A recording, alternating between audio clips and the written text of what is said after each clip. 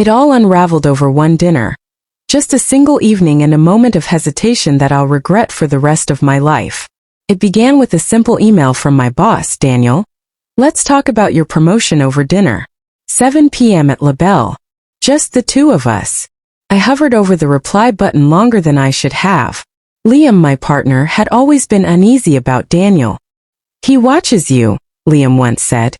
Not like a boss should. I laughed it off. Daniel was married, respected, and professionally distant, at least that's what I told myself. When I mentioned the dinner, Liam's face tensed. Just the two of you? It's business, I said, trying to sound confident. He kissed my forehead, but there was no warmth in his voice when he said, Okay, don't be late. La Belle was elegant, dimly lit, and quiet. Daniel ordered wine, pouring it slowly, his fingers brushing mine. I laughed more than I usually did. My hands fidgeted in my lap. When dessert came, so did the moment that changed everything. You're incredible, he said, gently placing his hand on my wrist. His thumb traced the skin there. You deserve more than just a title. No one needs to know. My breath caught. I pulled back. My face burned.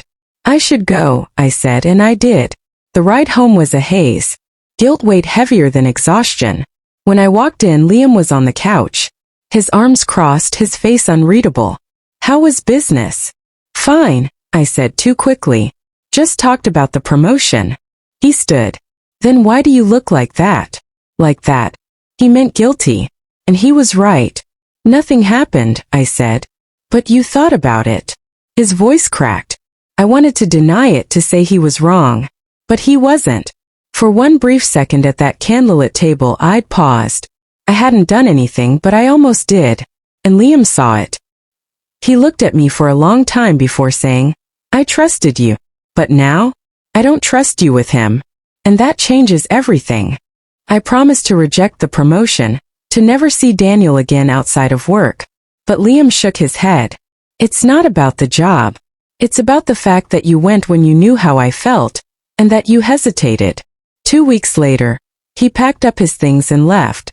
The promotion came through, but Daniel's tone shifted when I declined another dinner. Cold, professional, distant. And Liam? He blocked me.